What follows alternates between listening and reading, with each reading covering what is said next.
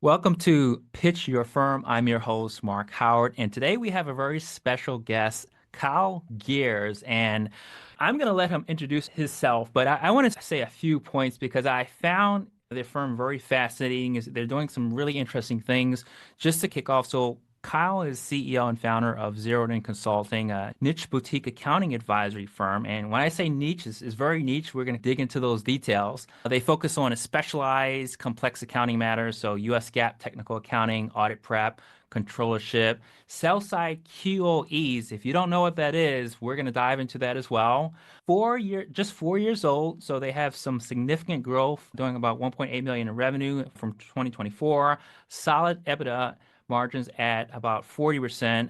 Now, just in case you're interested, no, they don't have any plans to sell their firm anytime in the near future, but they're still focused on initiatives that increase their enterprise value. I know that was a mouthful. Kyle, welcome to the show. Take it from the top and maybe give us a little background on yourself.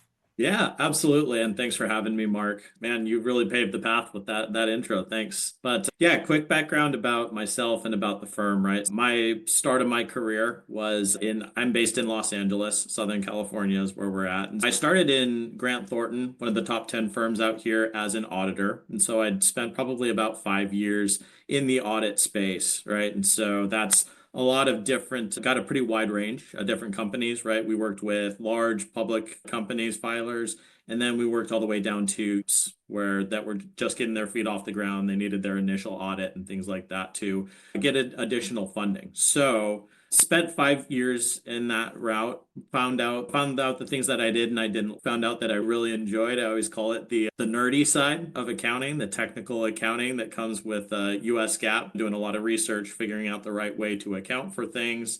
What I found out I didn't like as much is being in audit specifically. Made the decision to transition over into accounting advisory, which is really just the flip side of helping companies get ready for audits, right? Especially when it comes to those more complex areas of US GAAP. Did that for probably about 3 or 4 years, was actually the first West Coast hire in Grant Thornton's accounting advisory practice, and was a great opportunity. Got to get out and try to win a lot of work, build the team. And so eventually got connected with my colleague who I'd known for probably about 10 years before we started and who had since left the firm. And we said, hey, I think we can do this for ourselves. There's a lot of things that we really enjoyed with a big firm lifestyle, but eventually realized that we wanted to do things a little bit differently than how they do. And so we made the jump. We started Zeroed in February of 2021 in the middle of COVID. I know the perfect time to give that a go, but yeah, and we kicked it off, just two guys doing that more complex accounting areas of audit prep and helping companies with controller level type tasks. That's where our bread and butter has been. We've grown into other services such as QOVs and financial due diligence, as you mentioned, Mark. And yeah, now we're here. We're about beyond what Mark mentioned. We're about 4 years in. We're 10, 11 people strong, and we're looking to grow pretty significantly here as we think about the M&A landscape and just where accounting firms are going in the future. Yeah, that's quite amazing. And you mentioned doing things differently and just doing some pre-show research. It seems that you're quite different in a multitude of ways. So I want to dig in a few things. One thing I found I think you mentioned that you are in the Goldman Sachs Accelerator program for SMBs. I've never heard of that. What is that all about and what is that program and how did you benefit from that? And do you Sure. recommend that for other accounting firms? Sure. I actually stumbled across it one day while I was on LinkedIn. So their advertising strategy worked well there. But really it's a accelerator program hosted by Goldman Sachs and specifically their foundation. And the idea is really to help all small businesses, small to medium businesses, just get a better understanding of the basics of various aspects of a business. A lot of times we go into a business and we know what we do really well, right? The service delivery side of it. We don't know all the other stuff. For example, I am an accountant. Did not know anything. I didn't even know what the word marketing really was when I started. Going into a program like that, and there's probably about 20 or 30 other businesses of all different industries and types. And they give you the building blocks in a lot of different areas. And it's about a 3 month course. You probably spend about a day. It used to be on site, but it's mostly virtual at this point. You come out of that, you make a lot of really good connections, both with your fellow business owners in the cohort, but also a lot of folks that come in, experts that are teaching you about where to go and how to build things from there. So I thought it was a great course. I would recommend it to folks to explore it and see what they think because it is free, which is awesome. And yeah, I would absolutely invite people to check it out. And if they have questions, feel free to reach out. Yeah, I'll definitely have to check it out myself. Let's dig in. So, one of the things about this show, one of the things we love here are like niche accounting firms, whether you're working with a niche industry or a niche set of services that you offer. Not only do you do GAAP technical accounting, but also sell side QLE financial due diligence service. I want to dig into the QLE. I've been hearing a lot about that. It's obviously, and we'll talk about like the whole M&A craze a little later, but obviously, the quality of earnings is such a huge part of that entire process. What, tell me a little bit about how you came to choose this particular niche and why do you feel this is like a strong point for your firm? Sure, absolutely. So we started in the same area that most accountants start, right? We think about taxes, we think about US GAAP, we think about the normal, what would I say, framework that you're thinking of when it comes to financial reporting. And for us, that's worked really well, right? So that's what we're comfortable with, that's what we know with. Working with a lot of larger companies who are engaging in a lot of M&A activity, right? They're bringing on new acquisitions all the time for a lot of our clients. It's a pretty interesting process, right? Like there's no deal that works the same way, right? Every single Yeah. deal brings new nuances or new factors. And so I always thought that was especially interesting. And what I came to realize as I was working more and more on these acquisitions was what went on behind the scenes, even outside of the out accounting impact, right? So how did these companies bring together a letter of intent, right, to say, hey, we want to purchase your business? How did they factor in? How did that pricing work? Were there things that came up during the process that made things fall apart? And what I came to realize is there's so much that goes into that. And quite honestly, so many times that a deal will fall apart that we wanted to explore it a lot more. And so we built our expertise, including some really good folks on the team who have had that experience for quite some time, and came to realize how much goes into that process. I wouldn't say it's a completely different type of accounting, but you're looking at a lot of different things, right? If you're issuing a 10K, if you're issuing your taxes, it's talking about EBITDA and or working capital or some of those factors. And that's new topics, but they're all very synonymous or very, I would say, complementary to what we do. And I think it's a fun way, and it's something that business owners, anybody that's interested in selling their business, that's what's going to put their eyebrows up, right? It's not going to be your usual accounting topic. It's going to be what are the things that translate to value for my business if I were ever to go pursue an exit. Sure. And obviously, you're not the only niche player in this space. I'm seeing more emerge. What would you say is, I guess the straightforward question is, if I were a organization looking for someone to help on the sell side, QLE or financial due diligence, why you guys? Is there a particular competitive advantage you have, a particular mode? Like, what sort of like why you and what's keeping other firms from encroaching on your market there and what you guys are doing? Yeah, the beautiful place is that this is being so niche. Usually it's reserved for a lot of the larger firms. Most of the top 10, top 20 firms beyond will have this type of service, right? A transaction advisory service group. Those are also the largest firms that are charging the highest rates. And so I would say having a smaller boutique firm that's able to come in. And I guess another thing to mention is that comes with a lot more getting the right approvals, making sure there's 10 people on the right call to get into that. And so what we bring is a whole new level of agility as a boutique, smaller firm. We've got the same expertise, we've got the same knowledge of the industry, but we're able to navigate things a lot more easily and able to. I wouldn't say we're the discount option. I hate saying that. I don't think that's the right way to say it, but I do think that the rates that we can bring are very competitive and even at a little bit less than what you would expect at a larger firm. So that's a great selling point when you're thinking about these smaller firms and how quickly we can move.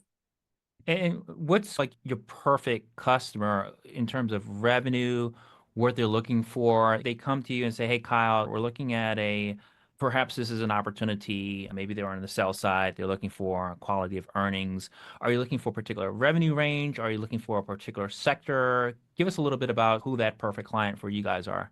Sure. We play very well in the technology industry. I'm here on the West Coast, and so we have a lot of those companies with Silicon Valley and such. And so I really enjoy the technology industry. We work with a lot of service companies as well. We're involved in an organization that focuses on professional services firms, and so we will do QOVs for them as they are trying to pursue that. And so those are the two key industries I would say that we play in very well. But yeah, I would, and in terms of size, it's generally, we're not really looking for I would say 100 million, $200 million of revenue companies, right? Those are very large. They probably do require the stamp of a big four firm or a top 10 firm just for credibility purposes. But not to say that we can't do the same level and quality of work. So it's really, I would say, maybe more towards companies in those 10 to $50 million.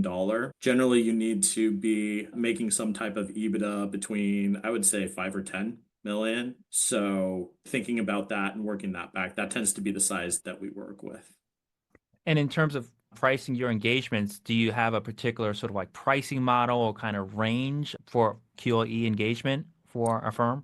Yeah, if I had to, we Or love just the ballpark? yeah, we love the it Fine. depends answer, but I will Yeah. give you a ballpark is I think it's normally what we see for these types of projects are somewhere between 30,000 to 50,000. And again, that's a price tag that's hard for a lot of folks to argue, but or think about, especially as a business owner, right? And you're not really sure what you're getting out of this proposition. Once you start having those conversations, and especially as you're having a conversation with a banker, an investment banker who's helping you with the transaction, you very quickly see the value behind it of the two key items of being one, so many of these deals fall apart because you don't know what's out there. And so as diligence goes through, and it's a very in-depth process, there can be things that change the price significantly and not in the right way for a seller of what they're expecting. And then two, really just looking for some of those things that could prop up your price in the right way that you didn't even think about as you were putting together your financials. So it's a lot easier to articulate the value behind it, and it's generally worth that. I would say that 30 to 50K that we see for a lot of firms. Yeah, absolutely. And maybe you're being a little nonchalant about it, but it's such a crucial process. Isn't it? It's one of these things where you don't know what you don't know, right? It's if someone is balking at like the 30 to 50K, how much is it going to cost you if you don't do it right, right? Yeah. And that's always the variable that's just the unknown. Is that going to be a $5 million mistake, a $10 million mistake? So when you quantify it in terms of like more of a loss aversion, it becomes a whole different conversation. And the reason, Kyle, I was, diving a little bit more into the QE. I'm seeing a lot of movement in this space, honestly, and I want to maybe start the conversation off with talking about a little tech as well. I'm seeing movements in the space where like tech is starting to bring down the cost of these services. A lot of parts of this can be automated now. That's not my background. I don't know a lot about this, but from what Mhm. I'm hearing and some of the research that I've seen is there's when you think about this process, there's many different components of a quality of earnings, right? And the different specialties within that and the financial due diligence. So some of these parts can be automated. What are your thoughts on like automation? Do you see that as driving down the costs, the fees that you're going to be charging? Do you see it as more of a competitive advantage? Are you doing anything in particular to embrace automation or tech when it comes to that particular skill set? Yeah. I will say there's a big opportunity when it comes to this technology. And so just as a high level, when we're talking about some of these engagements, right? What most firms go through with due diligence firms that are doing these projects, they're billing an hourly rate, right? That may Mm. be by level, and it tends to be a pretty significant rate considering the type of work that you're doing, the specialization, the risk. And as you're going in with a lot of these processes, you start to find more and more things that need to be updated, changed, logged. And so that can increase your rate significantly. So if you come in and there's just, dozens and dozens of issues that you need to work through, that's going to push your fee up higher and higher, right? Now you're generally recognizing value every time you come up with those issues. But companies, owners don't like to see, have these unexpected surprises. On the same side for us, it's really, there's a high risk for we come in and we continue to find some of these issues where that pushes our cost of delivery up. So we're trying to find that happy medium generally. And I think that technology is going to play a big part in that because when we think about the new introductions of artificial intelligence and automation, a lot of this happens to be running numbers in behind the scenes, right? Putting together these data books, these workbooks that just gather a lot of information. And if you can get a good process going, a good automated process versus having somebody that's crunching those numbers all the time, or some good research behind some of the key areas where we are going to look for those issues right out the gate and not spend too many hours trying to find things and not sure what we're looking for, that significantly decreases the effort on our end. And so that gives us the opportunity to, and I would say this is something that we're trying to work towards. We're not there yet by any means, but it will reduce our cost of delivery. It will reduce the number of hours that we charge to firms. And eventually, it could get us to a level of risk where we could propose something like a fixed fee, which would be amazing, right? Where you know exactly what you're getting with that. I would say that's a future state situation, but that's where I think technology comes into play right there. Yeah, I find that really fascinating. Obviously, more and more firms are trying to get from the whole hourly to more of a subscription model, recurring revenue. And I think right now, and I think you mentioned on the pre-show your recurring revenue. You're at about 40% recurring revenue in terms of Mhm. your, yeah. So obviously, the more recurring revenue, the more that makes your firm a lot more valuable.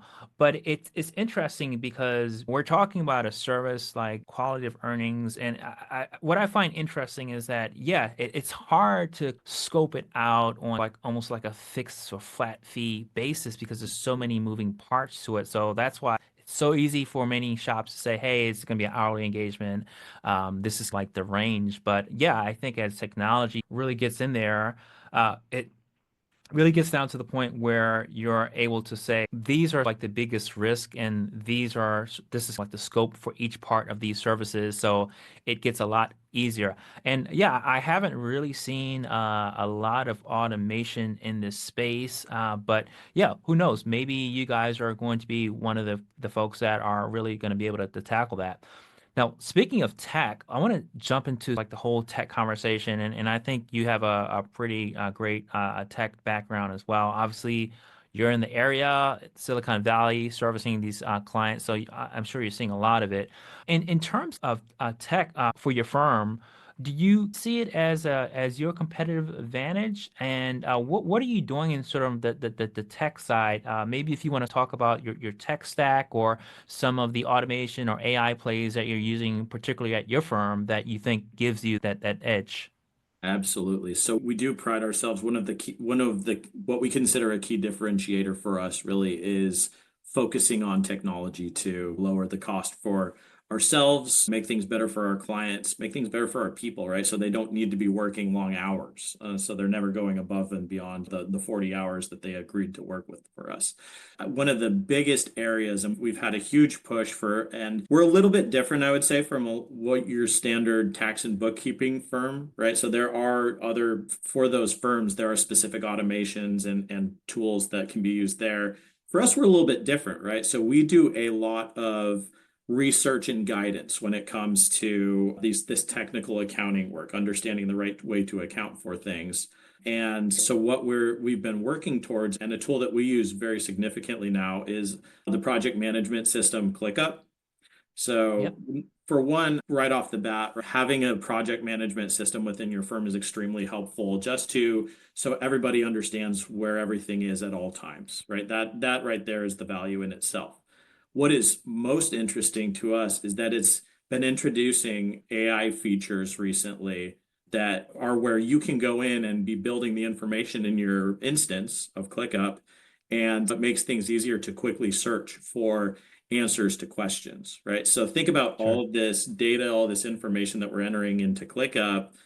But we're also building our own little knowledge base, our internal knowledge base in there. And where the cons of things like ChatGPT are is ChatGPT is like a generalist AI, right? You ask a question and you may not get the right answer for some of these complex questions. But when you put it into a more, or when you put something like ClickUp AI into a space where you have the known knowledge in here, it's focusing on just these things and just these complex areas that I see there being a lot of power in being able to quickly find answers, reducing the cost of delivery. That's what we have been working on and really building is that internal knowledge base. And I think AI works really well with that type of thing. It's interesting, Kyle, in terms of, and I know you mentioned ClickUp as project management, but I'm also assuming that you're using it for practice management as well.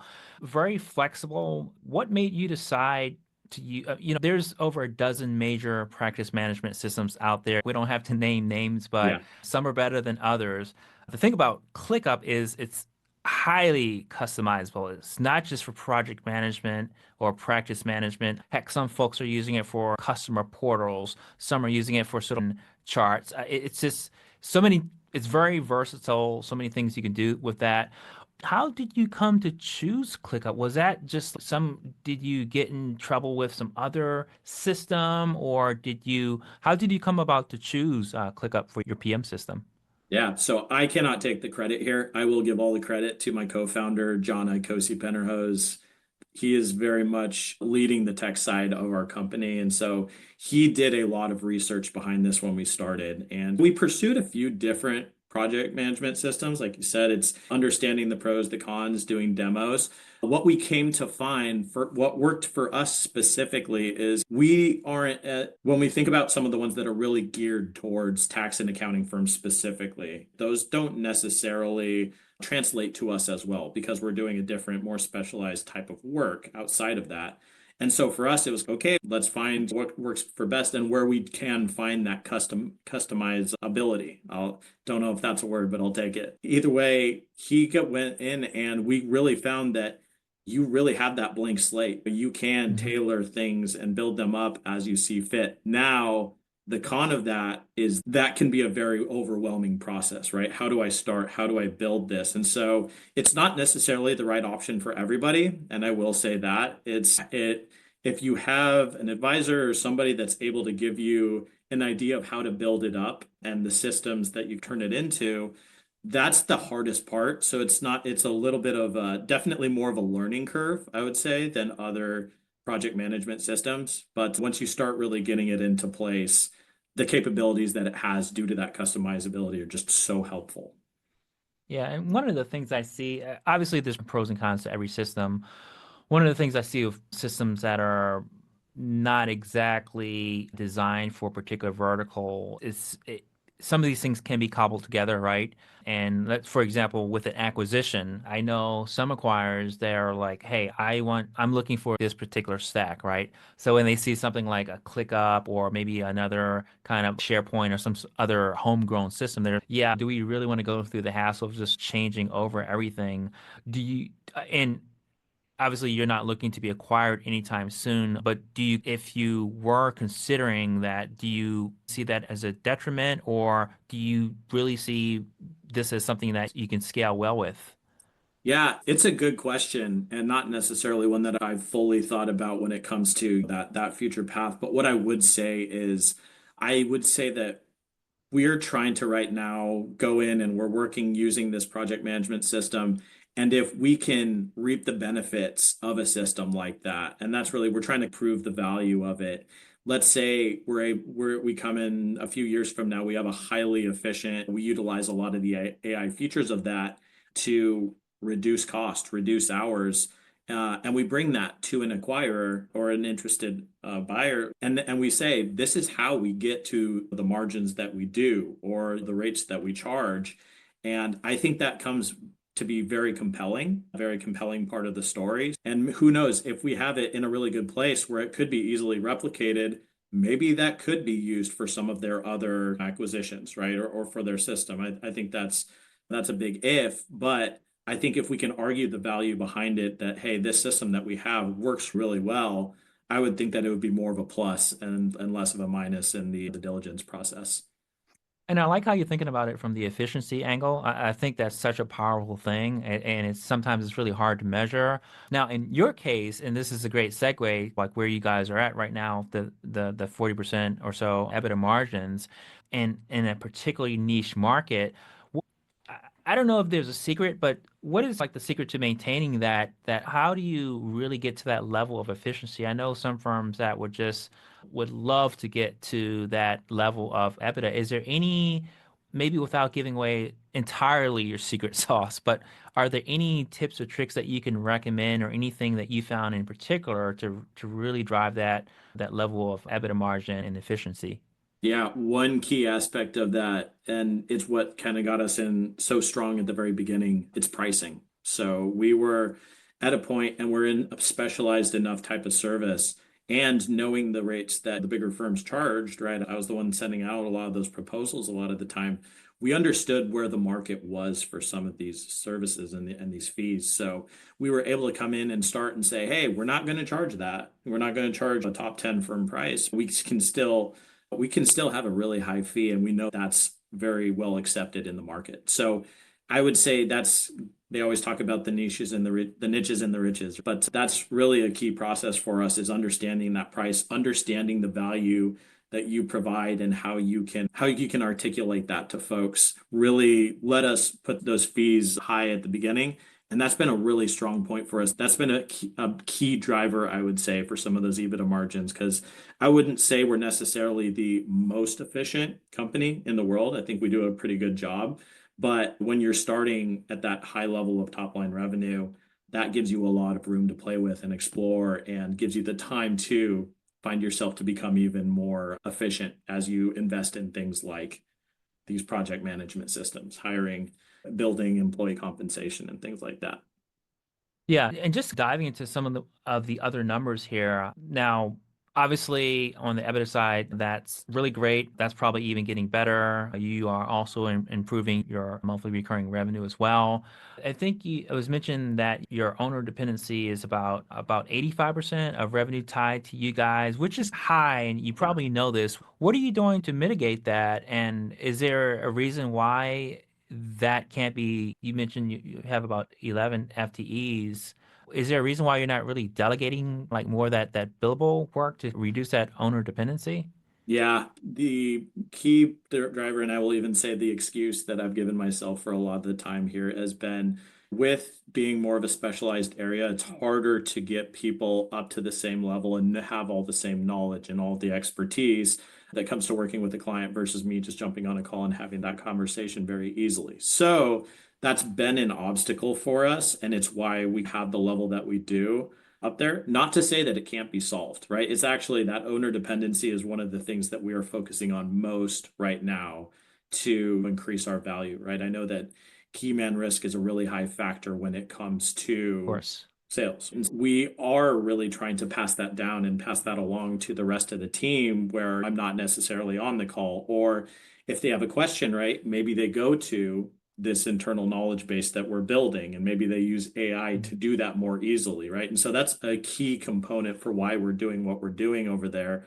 But yeah, it's very much something that we need to get our hands around more and more. I do think we have a pretty solid plan, and we've already seen some good momentum starting out with that process. But yeah, I think it's very possible to get that number down very significantly in the near future here. Yeah, and I think you also mentioned on sort of like the pre-show survey that so right now you have about 50% of revenue concentrated in the top three clients, which is also pretty high. And I'm assuming that you're trying to solve for that as well. Yeah, that's that number. I will fully caveat it's a little irregular. We recently brought on a really large client that it's about a 12-month contract, right? And so it takes up a pretty significant chunk of that concentration right now.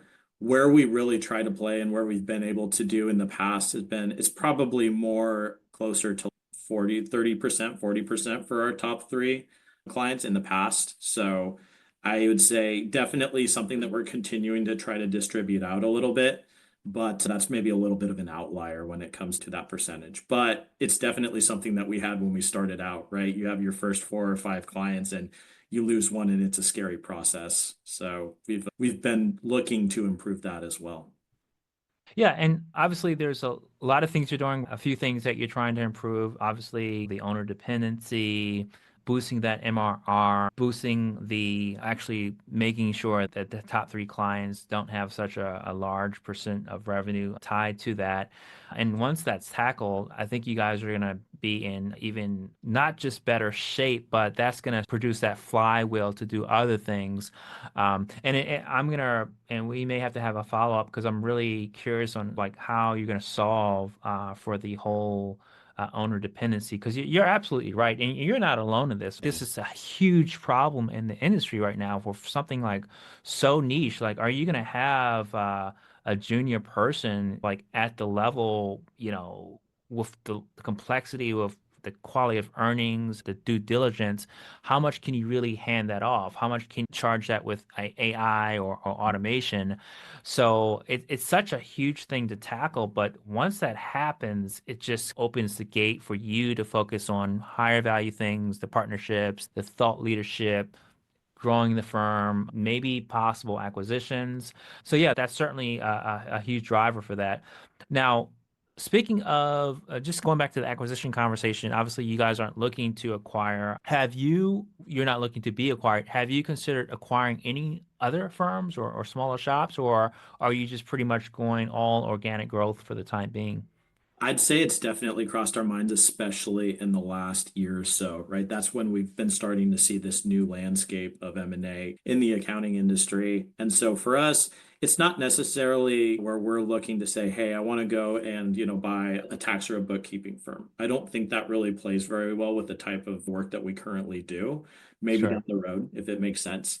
But what I am really interested in is pursuing maybe some other folks in our area, right? Maybe they do some of that complex technical accounting or some Mm. of that due diligence and consolidating that. I think that could be a really interesting play, and it's something that I've got my eyes open for this year. Maybe some more of those boutique shops, our size, maybe even a little bit smaller, to really drive growth in those areas. So maybe like a QoE automation shop that focuses on that particular aspect. Yeah, yeah. And I think right now, while we're so heavily focused on revenue growth, like I said, we've got some great margins, so we've got some room to be focused more on the revenue growth side of things. Even just a QOV shop that has that ability to, with a good client base where we can take and we can build that expertise into our own, and the automation comes with it, right? As we're building that out, I think that's a really good opportunity for us. Yeah.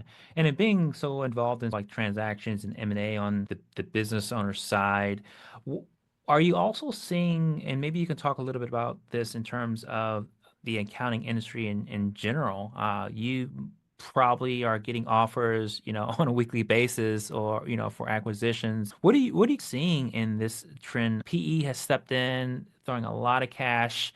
They have a lot of cash to burn in this particular sector. What do you see in terms of accounting firm acquisitions, and are there any particular trends that you're noticing? That's a good question. We have had some, I would say, initial chats with potential acquirers, and it's been a really interesting process because they'll tell us what they're looking for and what they're thinking of. And so there's two things that I've seen very significantly, right? It's the roll-up strategy Yep, of gathering a lot of these like-minded tax, accounting, bookkeeping firms together. And then it's more of these established larger firms that really want to build out their advisory capabilities. They do a sure. lot of tax, they do a lot of audit, and they said we just see a lot of really good value with our advisory services, but we don't have that in-house. And I'm not necessarily this is happening at the top 10 accounting firm level as well, right? They're trying to acquire, but even more regional firms, they're saying, hey, we've never done this in the past, and so we're interested in looking at some of these other folks. So it's really, I would say, a heavy lean in these more advisory niche firms. But also, I also see a lot of that consolidation for your general tax and bookkeeping firms as well. And I think that's where the automation and really plays a key factor in how to increase your multiples and your value under that strategy. Sure, sure. Now, you were just mentioning the whole idea of like top line growth. What's in terms of the top line growth, what's fueling that for you? Maybe talk a little bit about your customer acquisition. Are you mostly referrals? Do you outsource the marketing? How are you growing? Where are you like getting that growth from? Yeah, a lot of our work to date has come from referrals, right? So that's a lot of it comes from larger firms or audit firms, right? We work really well with auditors who say, hey, we're doing this audit in this company. They just Mm, don't have their books in the right place. They need some help. Between the firm we used to work for, we have some great contacts there, but we've also been building out that network of other audit firms where we can really partner with them and we're not, I would say, a competitor because they can't be doing that work anyway as an audit firm. Where it's also from a lot of bankers, especially when we're talking about the due diligence, the Q of E side, right? Those hmm. investment bankers, those M&A advisors are really they where they see the value in what we do. And so they can more easily articulate that to an owner and bring us in and have that project started. So it's heavily referral based. We're trying to lean more and more into our clients who have any peers that they want to refer us to. We've been going down the marketing journey. I will say it's a ongoing journey. We haven't cracked the code yet, but we are trying to pursue a lot of different channels, including thought leadership, especially considering thought leadership or chatting with folks like yourself to get our name out there and actually show the value and let people know who we are and what we do as a niche company. We haven't quite gotten there yet, but I think we're really starting to get some momentum. So that's going to help us layer on to the referral practice that we currently have. Yeah, and it's so great to hear that you're like growing through referrals. Some would argue that it's not scalable. I'm a huge fan of referrals. Word of mouth it's just always going to be the best way, no matter what. I hear different takes on referrals though, Kyle. I hear like different ways to set that up. For example, setting up some sort of like affiliate or referral fee. Do you have a particular playbook for referrals? Do you have a referral fee system in place with your partners, or is that kind of you just take each of these referrals on a one-on-one basis? How do you structure that? And is there typically a fee involved with that? So in the practice that we've been in, it hasn't been very fee-based, I will say. We could probably explore that more and we are considering it. But to date, it's been a lot of really connections with some of these referral sources where they see the value in us. And it's a lot of give and take, right? So, like us keeping our eyes out for opportunities that an attorney might bring us to, an audit firm might bring us to. I would say it hasn't been too referral based yet. I could see it continuing to go that way, and we're definitely open to that route. But no, it's been a lot of, I would say handshake. You're not the people that are referring you continually giving you referrals. They're not going to keep doing that if you're not, helping Sure. them as well, right? So you give from what you get. Well, the best shows always go so quick.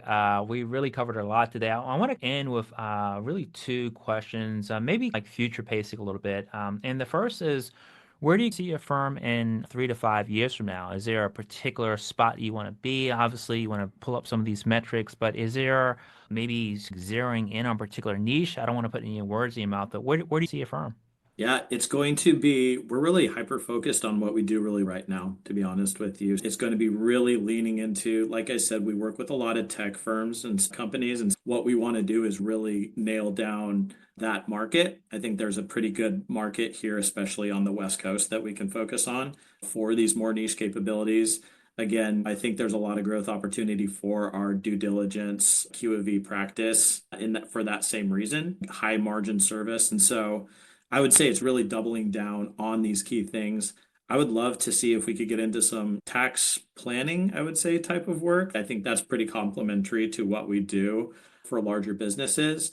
But we're trying not to spread ourselves too thin. We know what works when we're trying to really lean on that. So if we're talking about 3 to 5 years, I'd love to see where we're currently closing at about we currently closed at 1.8 million in revenue for 2024. I'd love to be getting to somewhere to 5 million in the next few years. And if we continue to have those EBITDA margins that we do, we've got a long-term goal of getting to that $5 million EBITDA mark, which I think is a really attractive one for potential acquirers.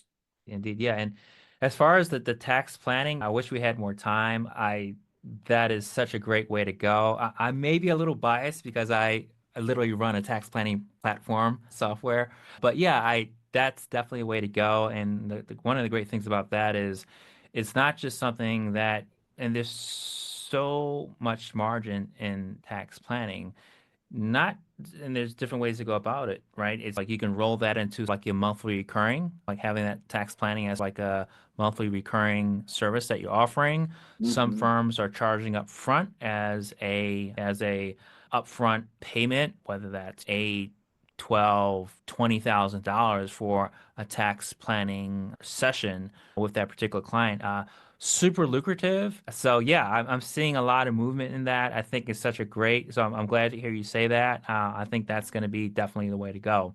And maybe just to round things out, any advice for other firm leaders? Just any advice? Obviously, you've grown a bit. You guys are doing a lot of good things. Any kind of parting advice for other firm leaders like yourself?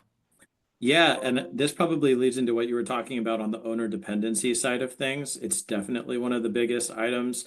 I've been so fortunate that I got to start with a co-founder. And Mm. so we started as a 50-50 ownership, and it continues to be that way but also as we're bringing on new partners. But having someone else there who is taking on where you can divide and conquer on a lot of these things is so helpful. And for me, it was a co-founder. But now, as we're starting to identify leaders within the firm that we can pass on some of this work to, whether that is service delivery or whether that is just even back office things for us, that I feel like is the key for success. It's what's been limiting me personally for the past few years. But now that we're starting to realize that and understand that, it's fine if you don't necessarily have a co-founder that you're working with. But think about the folks in your company that are, what would I say, kind of rock stars or very interested in moving up the ranks. And consider them as significant leaders within your business to be able to take on more aspects of it. I would think that the right ones could be a great fit for that. And even to bring in as a potential partner or even give a little bit of ownership or equity, I would highly recommend looking at that because, take it from me, one person cannot do everything. Kyle Gears, it's been amazing having you on the show. And I want to, just for folks that love what you're doing and want to get in touch, maybe a potential talent or client, what's the best way for folks to get in touch with you? Yeah, absolutely. So I'm on LinkedIn. Anybody can find me relatively easy that way. They can find us through the Zeroed In Company page. But honestly, if you want to reach out to me as well, feel free to shoot me an email. It's kyle@zi.consulting or just go check out our website and see what you think. So, and that's www.zi.consulting. Awesome. Kyle, thanks so much for being on the show. It's been a pleasure to have you today. Hey, thanks so much for having me, Mark.